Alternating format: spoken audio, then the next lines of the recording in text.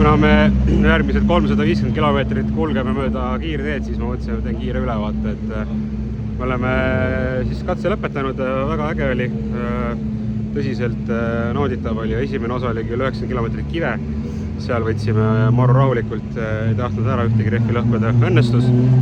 Keskmine osa oli selline super kiire, väga lahe oli, selline niiske maapind oli, et see kui huvitav pidamine oli täna.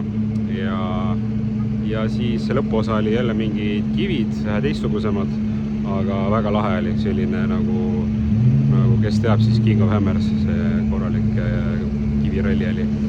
Ja siis lõpus olid mingid mehed, Toobi Price'ile vist jõudsime järgi, siis tuli mingi tolm ja see Ferreira sõitis mööda ja vist Quintero ka, et need siis natuke tegid tolmu, käib, muidu oli imeline päev.